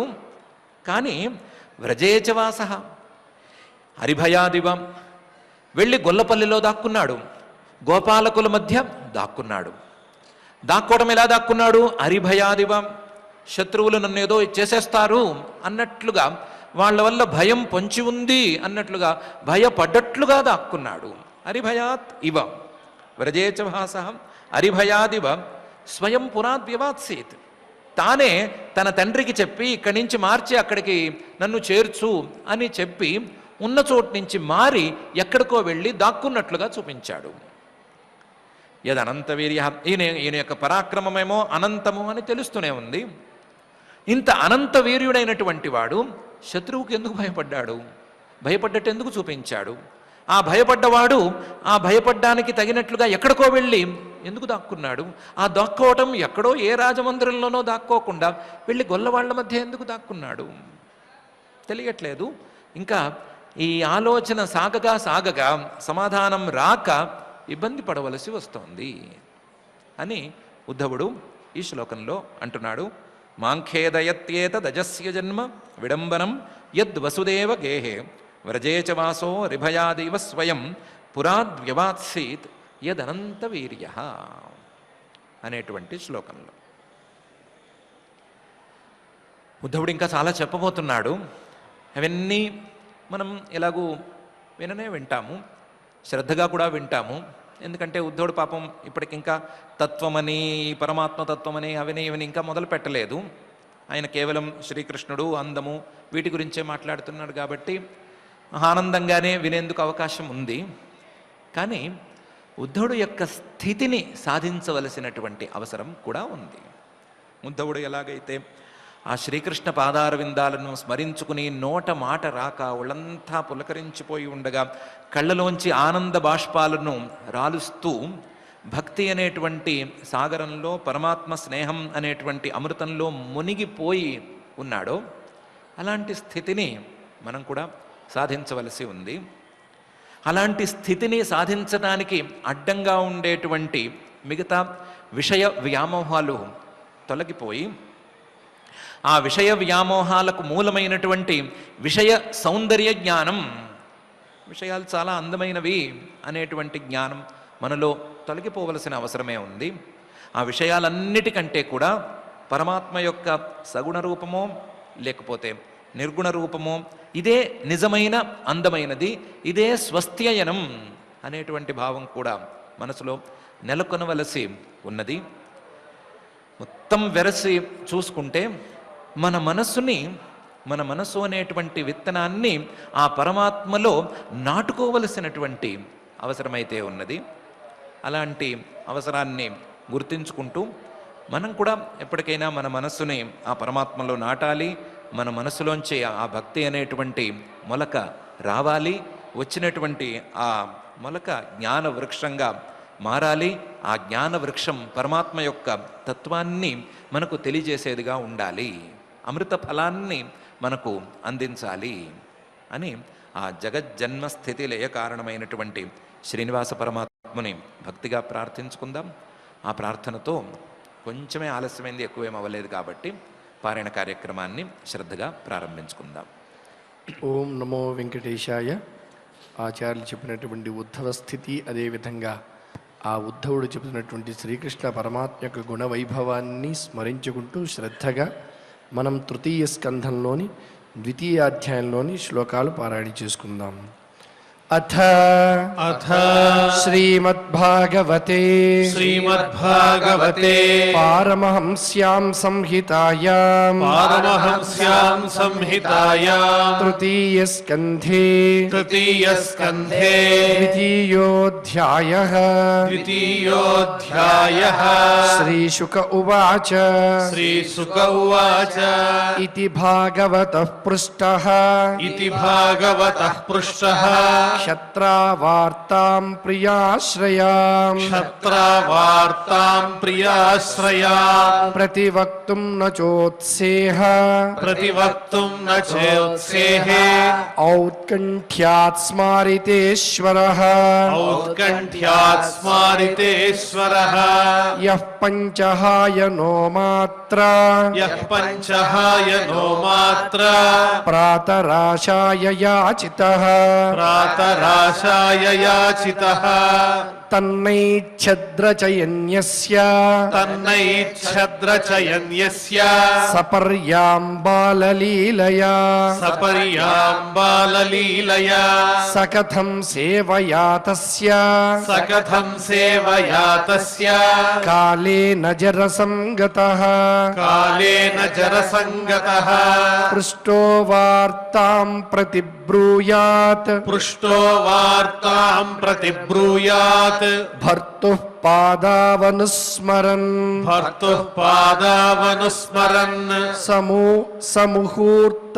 సముహూర్తమభూతూష్ణీం కృష్ణాంఘ్రిసుధయా భృశం తీవ్రేణ భక్తియోగేన నిమగ్నః సాధు నిర్వృతః పులకోద్భిన్న సర్వాంగో ముంచన్మీలదృశాసు చ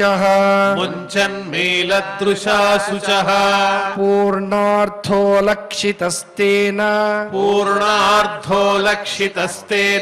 స్నేహ ప్రసర సంప్లుతః శనకైర్భగవల్లోకాత్ నృలోకం పునరాగతః విమృజ్య నేత్రే విదురం ప్రత్యాహోద్ధవ ఉత్స్మయన్ ఉద్ధవ ఉవాచ కృష్ణద్యుమణి నిమ్లోచే గీర్ణేష్వజగరేణః కిన్ను నః కుశలం బ్రూయాం గతశ్రీషు గృహేష్వహం దుర్భగో బత లోకోయం యదవో నితరామపి ఏ సంవసంతో న విదుః హరిం మీనా ఇవోడుపం ఇంగితజ్ఞాః పురుప్రౌఢాః ఏకారామశ్చ సాత్వికాః సాత్వతాః एका रामाश्च सात्वताः సాత్వతాం వృషభం సర్వే सात्वतामृषभं सर्वे భూతావాసమమం సతా भूता वासममं सता దేవస్య మాయయా స్పృష్టాః देवस्य मायया स्पृष्टाः ఏ చాన్యదసదాశ్రితాః ये चान्यदसदाश्रिताः భ్రామ్యతే ధీర్న తద్వాక్యైః भ्राम्यते धीर्न तद्वाक्यैः ఆత్మన్యుక్తోత్మనోహరౌ आत्मन्युक्तात्मनोहरौ ప్రదర్శ్యాతప్త తపసాం प्रदर्श्यातप्ततपसाम् అవితృప్తదృశాం నృణాం अवितृप्तदृशां नृणाम् ఆదాయాంతరధాద్యస్తు आदायान्तरधाद्यस्तु స్వబింబం లోకలోచనం स्वबिम्बं लोकलोचनम् యన్మర్త్యలీలోపయికం స్వయోగా यन्मर्त्यलीलौपैकं स्वयोग మాయాబలం దర్శయతా గృహీతం मायाबलं दर्शयता गृहीतम् యన్మర్త్యలీలోపయికం స్వయోగమాయాబలం దర్శయతా గృహీతం यन्मर्त्यलीलौपैकं स्वयोगमायाबलं दर्शयता गृहीतम् విస్మాపనం స్వస్య చ సౌభగర్థేః विस्मापनं स्वस्य च सौभगर्थेः పరం పదం భూషణభూషణాంగం परं पदं भूषणभूषणाङ्गम् యద్ధర్మసూనోర్బత రాజసూయే यद्धर्मसूनोर्बत राजसूये నిరీక్ష్య దృక్స్వస్త్యయనం త్రిలోకః निरीक्ष्य दृक्स्वस्त्ययनं त्रिलोकः కార్త్స్న్యేన చాద్యేహ గతం విధాతుః कात्स्येन चाद्येह गतं विधातुः అర్వాక్శ్రుతౌ కౌశలమిత్యమన్యత अर्वाक्सृतौ कौशलमित्यमन्यत యస్యానురాగప్లుతః సరాస यस्यानुरागप्लुतः सरास లీలావలోక ప్రతిలబ్ధమానాః लीलावलोकप्रतिलब्धमानाः యస్యానురాగప్లుతః సరాస లీలావలోక ప్రతిలబ్ధమానాః यस्यानुरागप्लुतः सरासलीलावलोकप्रतिलब्धमानाः వ్రజస్త్రియో దృగ్భిరను ప్రవృత్త व्रजस्त्रियो दृग्भिरनुप्रवृत्त ధియోవతస్థుః కిల కృత్యశేషాః धियोवतस्थुः किल कृत्यशेषाः వ్రజస్త్రియో దృగ్భిరను ప్రవృత్త ధియోవతస్థుః కిల కృత్యశేషాః व्रजस्त्रियो दृग्भिरनुप्रवृत्त धियोवतस्थुः किल कृत्यशेषाः స్వశాంతరూపేష్వితరైః స్వరూపైః स्वशान्तरूपेष्वितरैः स्वरूपैः అభ్యర్థ్యమానేష్వనుకంపితాత్మా अभ्यर्द्यमानेष्वनुकम्पितात्मा పరావరేషో మహదంశయుక్తో परावरेशो महदंशयुक्तो హ్యజోపి జాతో భగవాన్ యథాగ్నిః ह्यजोऽपि जातो भगवान् यथाग्निः మాం ఖేదయత్యేతదజస్య జన్మ मां खेदयत्येतदजस्य जन्म విడంబనం యద్వసుదేవగేహే विडम्बनं यद्वसुदेवगेः వ్రజే జవాసోరి భయాదివ స్వయం व्रजे च वासोरिभयादिव स्वयम् పురాద్యవాత్సీద్యదనంత వీర్యః पुराद्व्यवात्सीद्यदनन्तवीर्यः इति इति श्रीमद्भागवते श्रीमद्भागवते पारमहंस्यां संहितायां पारमहंस्यां संहितायां तृतीयस्कन्धे तृतीयस्कन्धे द्वितीयाध्याये द्वितीयाध्याये श्लोकाः శ్లోకాః. పారాయణ కార్యక్రమాన్ని భక్తి శ్రద్ధలతో పరిపూర్ణం చేసుకున్నాం. ఇప్పుడు అందరం కలిసి క్షమా ప్రార్థనాదులు పలుకుదాం. అథ క్షమా ప్రార్థనా యదక్షరపదభ్రష్టం మాత్రాహీనం చ యద్భవేత్ తత్సర్వం క్షమ్యతాం దేవ నారాయణ నమోస్తుతే. అథ భగవత్సమర్పణం కాయేన వాచా మనసేంద్రియైర్వా బుద్ధ్యాత్మనా వా ప్రకృతే స్వభావాత్ కరోమి యద్యత్ సకలం పరస్మై నారాయణాయేతి సమర్పయామి. అథ లోకక్షేమ ప్రార్థనా. సర్వే భవంతు సుఖినః, సర్వే సంతు నిరామయాః, సర్వే భద్రాణి పశ్యంతు, మా కశ్చిద్ దుఃఖభాగ్ భవేత్. అథ మంగళం శ్రియకాంతాయ కళ్యాణ నిధయే నిధయేర్థినాం శ్రీవేంకట నివాసాయ శ్రీనివాసాయ మంగళం.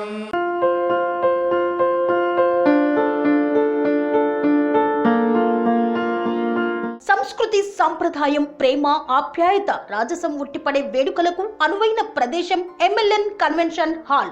కని విని ఎరుగని రీతిలో జరిగే మీ ఇంటి కళ్యాణ వైభోగానికి అందమైన కళ్యాణ వేదిక MLN convention hall. MLN convention hall ప్రత్యేకతలు: సువిశాలమైన wedding halls, centralise AC, banquet hall మరియు విశాలమైన డైనింగ్ హాల్, వధువరుల కోసం ప్రత్యేక ఏసీ మరియు నాన్ ఏసీ గదులు, నక్షత్రాల వెలుగులో పచ్చని పచ్చికపై పార్టీల కోసం అనువైన గార్డెన్. ఎంఎల్ఎన్ కన్వెన్షన్ లో సీసీటీవీ పర్యవేక్షణతో పూర్తి భద్రత. ఎక్స్పీరియన్స్ అండ్ ప్రొఫెషనల్ వర్కర్స్ గల అన్నపూర్ణ గ్రూప్ వారి సేవలు. 2000 వాహనాలు పార్కు చేసేందుకు సువిశాల పార్కింగ్ సౌకర్యం. మీ ఇంట జరిగే అన్ని శుభకార్యాలకు, పెళ్లి, reception, engagement, birthdays, get together, corporate events, ఏ ఇతర శుభకార్యాలకైనా అందమైన వేదిక ఎంఎల్ఎన్ కన్వెన్షన్ హాల్. బుకింగ్ కోసం సంప్రదించండి 7550438888 మరియు 7550428888. మా అడ్రస్ చీర్యాల లక్ష్మీ నరసింహస్వామి దేవాలయం ప్రక్కన, near outer ring road, Keesara junction, Cheeryal గ్రామం, మేడ్చల్ జిల్లా.